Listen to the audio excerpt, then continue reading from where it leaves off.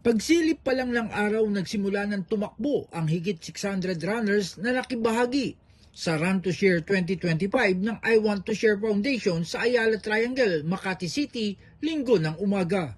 Ang mga benepisyaryo ng sinagawang Run for a Cause ay mga bata na may leukemia na ginagamot sa Philippine General Hospital. This is the first ever Run to Share organized by I Want to Share Foundation, and this is to promote not only fitness but also the awareness of children with cancer.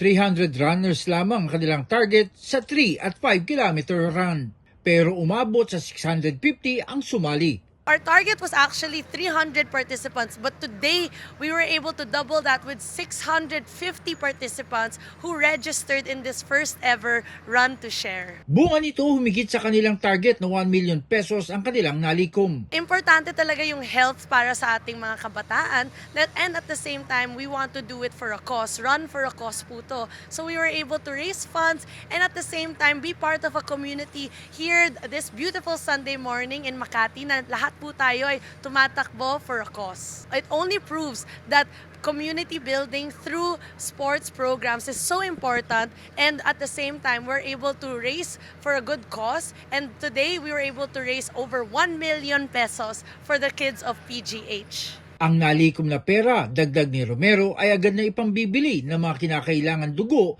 ng mga batang may cancer para sa isang buong taon. So we're able to actually supply already with the 1 million pesos, makakabili po tayo ng blood and donate blood for a whole year. So this will go to all the patients of PGH, all the kids who need, and actually it's 2,000 pesos for a bag of blood. Kaya ito talagang malaking tulong para sa mga pasyente ng PGH na makakabigay tayo ng 1 year supply of blood para sa mga nangangailangan, sa mga cancer patients and sa kanilang chemotherapy. Isang dekada na ang ginagawang pagtulong ng I Want to Share Foundation sa PGH para sa mga batang may cancer, kaya't hinihingi ang suporta ng lahat, lalo na ng mga kabataan. Now we want to bring in more people involved, more communities, more young runners also, young sports enthusiasts. Kaya we were able to create this really eventful first Run to Share charity run. Nakibahagi din sa Run for a Cause ang Capital One Solar Spikers ng Philippine Volleyball League at showbiz personalities. Mismong ang mga batang benepisyaryo kasama ang kanilang mga magulang at tagapag-alaga ay dumalo. At dahil sa tagumpay ng Run for a Cause, tiniyak ni Romero na marami pa itong kasunod.